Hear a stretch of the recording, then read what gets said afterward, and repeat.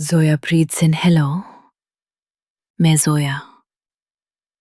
रात के 2:30 बज रहे हैं और जब सारी दुनिया गहरी नींद में होती है, तब खिड़कियों के पीछे बंद दरवाजों के उस पार कुछ ऐसी कहानियां सांस लेती हैं जो सिर्फ अंधेरे में सुनी जा सकती हैं।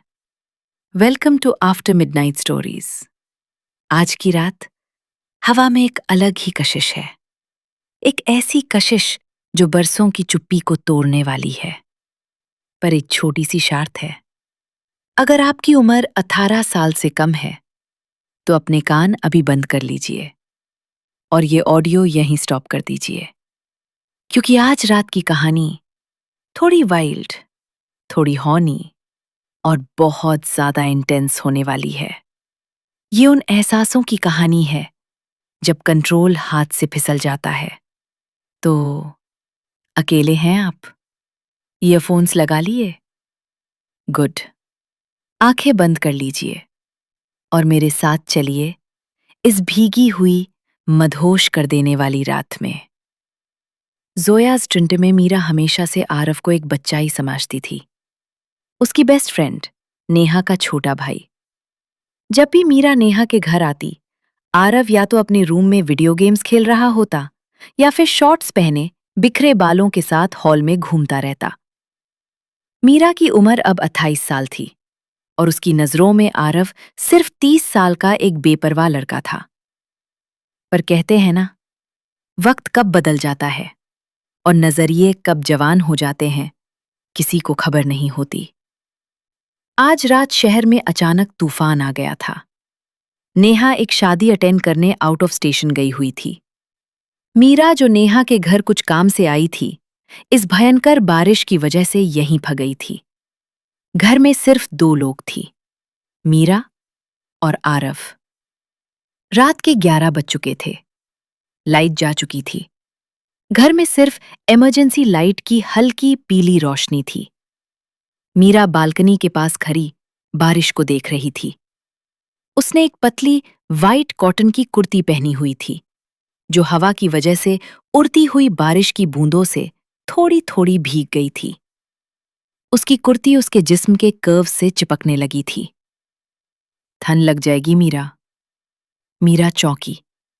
उसने पीछे मरकर देखा।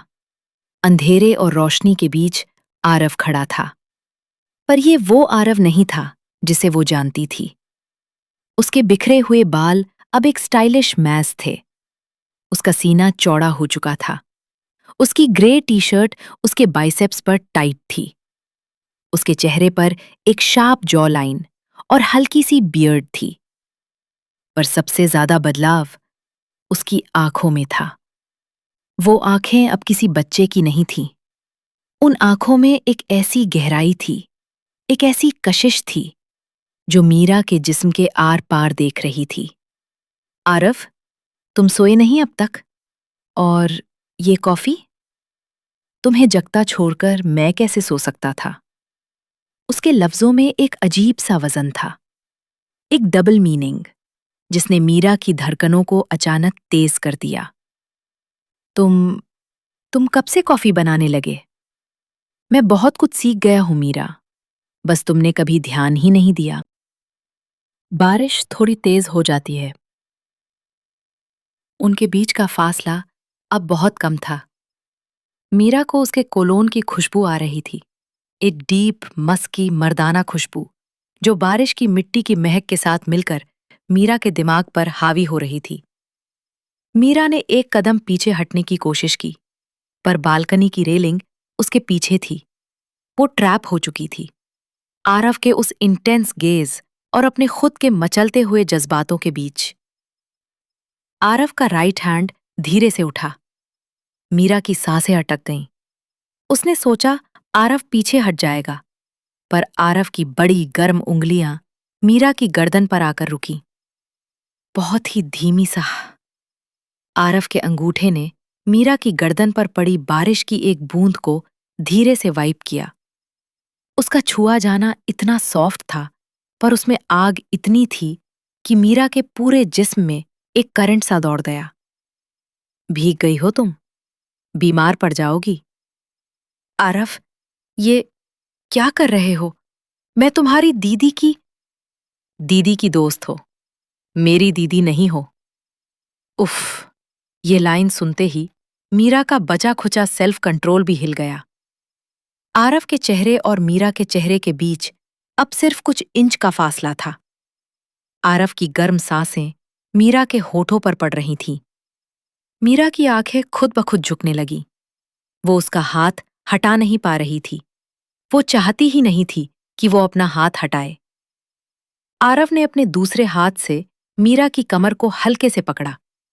उसके बड़े हाथों का वो मजबूत टच मीरा की पतली कुर्ती के आर पार उसकी स्किन को जला रहा था। आरव ने धीरे से उसकी कमर को दबाया और उसे अपनी तरफ खींचा। मीरा का सीना आरव के चौड़े सख्त सीने से टकराया। आरव, प्लीज, हमें ये नहीं करना चाहिए। क्यों नहीं करना चाहिए मीरा? जब तुम्हारी धड़कन इतनी तेज चल रही है कि मैं यहां तक सुन सकता हूं, जब तुम्हारी सांसें मेरे होठों पर बिखर रही हैं, तब तुम ये कैसे कह सकती हो कि हमें ये नहीं करना चाहिए? Zoya's narration becomes extremely slow, emphasizing every touch. Meera के पास उसकी इस बात का कोई जवाब नहीं था। आरव के होंठ धीरे से मीरा के कान के पीछे उसकी नरम स्किन पर टच हुए। आह, आरव, एक हल्का सा किस, एक सॉफ्ट सी बाइट। आरव के होठों ने उसकी गर्दन का रास्ता तय करना शुरू किया। मीरा के दोनों हाथ, जो अब तक उसकी कुर्ती को कस के पकड़े हुए थे, अब ऑटोमैटिकली उठकर आरव के ब्रॉड शोल्डर्स पर रख गए। वो गिरने वाली थी और उसे संभालने वाला सिर्फ आरव था।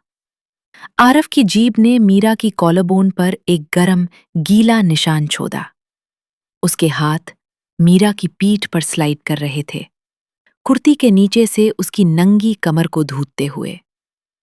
You have no idea Meera, मैंने कितनी रातों तक तुम्हें इस तरह अपने इतने करीब देखने के ख्वाब देखे हैं। तुम्हें देखता था और पागल हो जाता था, पर आज तुम मेरे पास हो। आरव ने अपना चेहरा ऊपर उठाया। उनकी आंखें मिली। अंधेरे में भी डिजायर दोनों की आंखों में साफ चमक रहा था। बिना एक और शब्द कहे आरव ने अपने होंठ मीरा के होंठों पर रख दिए। ये कोई जेंटल किस नहीं था, ये बरसों की दबाई हुई भूख थी।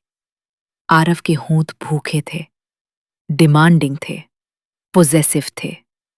उसने मीरा के नीचे वाले होंठ को अपने दांतों के बीच हल्का सा दबाया और खींच लिया। उफ! मीरा की सारी समझदारी, सारी मैच्योर बाउंड्री उस एक किस ने रख बनाकर उड़ा दी।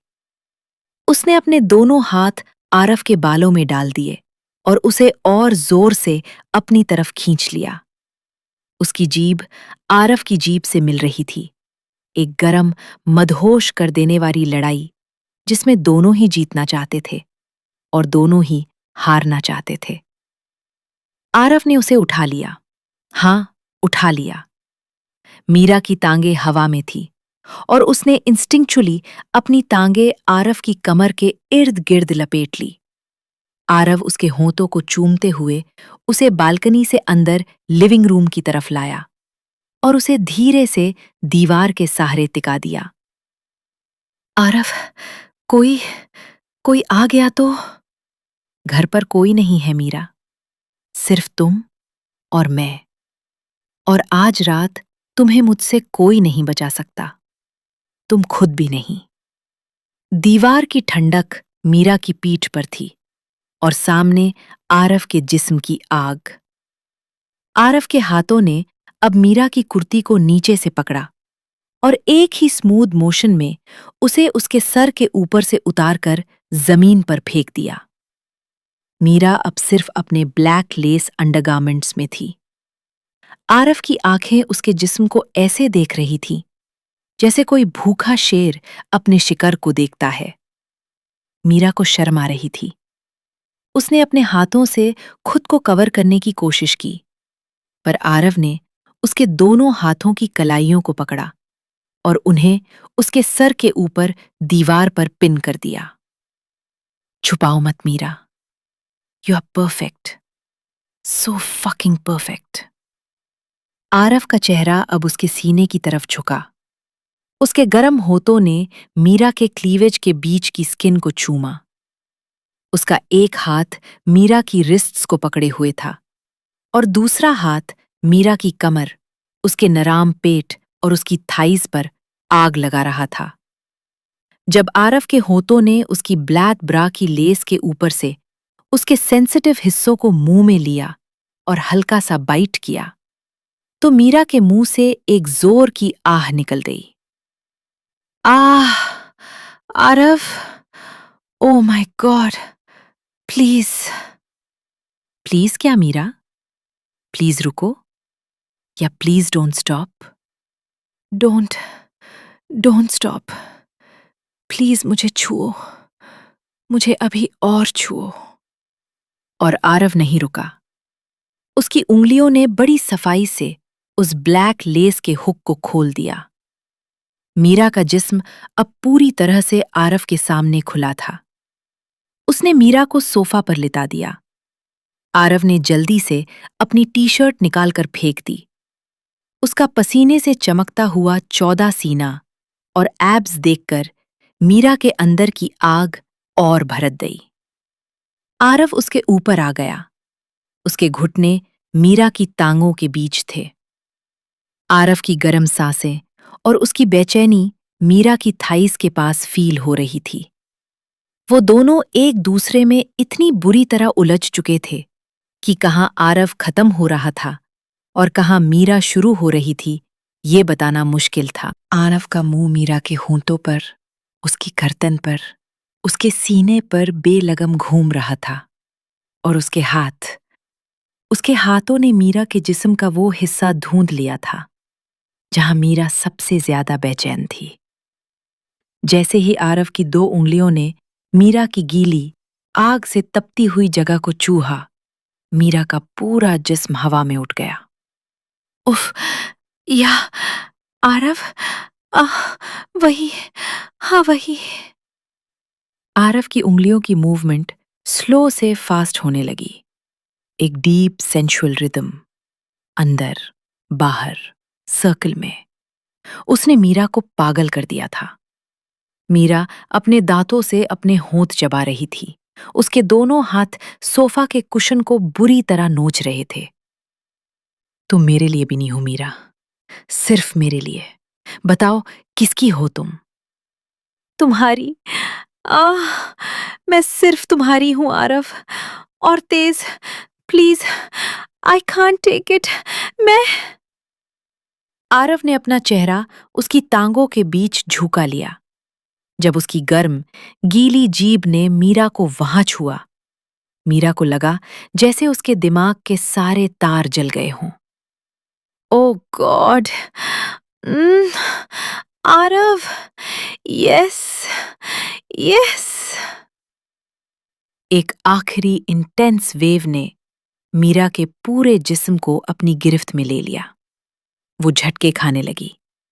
उसकी आंखें पीछे की तरफ पलट गईं और उसके मुंह से सिर्फ एक लंबा, कांपता हुआ मोन्स का सिलसिला निकलता रहा। आरव ने उसे कस के अपनी बाहों में भर लिया, उसके होंठों को अपने होंठों से सील कर दिया ताकि उसकी तेज चीख बाहर बारिश के शोर में दब जाए। वो दोनों पसीने में भीगे हुए थे। मीरा की सांसें हाँफ रही थी। उसका सर आरव के नंगे सीने पर था। आरव के दिल की धड़कन इतनी तेज थी जैसे कोई बड़ा ढोल बज रहा हो। ज़ुरिया 5, कमरे में सिर्फ उन दोनों की भारी सांसों और बाहर बरसती हुई बारिश की आवाज थी।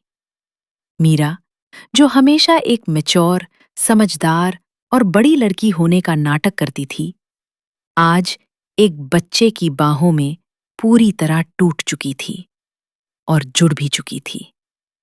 आरव ने धीरे से मीरा के माथे पर एक किस किया। अब भी मुझे बच्चा कहोगी? तुम तुम एक नंबर के पागल हो आरव। आरव हंसा, एक डीप हस्की हंसी। उसने मीरा को और करीब खींचा और दोनों उस ठंडी भीगी रात में एक दूसरे की गर्मी में सो गए। तो ये थी मीरा और आरव की बारिश वाली रात। एक ऐसी रात जिसने उनके रिश्ते के सारे पुराने नाम मिटा दिए और एक नया ही नाम लिख दिया। पर सोचिए, जब सुबह नेहा वापस आएगी और इन दोनों को देखेगी, या जब इन दोनों की नजरें अगली सुबह मिलेंगी, तो क्या होगा? क्या मीरा इस रात को भुला पाएगी, या ये तो सिर्फ उनकी शुरुआत थी? आपको क्या लगता है? मुझे नीचे कमेंट्स में बताइए। और हाँ, इस रात के बारे में सुनकर आपके जिस्म में जो गर्मी आई है, उसे ज़या मत होने दीजिए। इस वीडियो को लाइक कीजिए और आफ्टर मिडनाइट स्टोरीज को सब्सक्राइब कीजिए, ताकि अगली बारिश की रात मैं फिर आकर आपके कानों में एक ऐसी ही गरम मदहोश कहानी सुना सकूं। तब तक के लिए अपने ख्वाबों में आरव और मीरा को जीने दीजिए। Sweet wild dreams, my loves.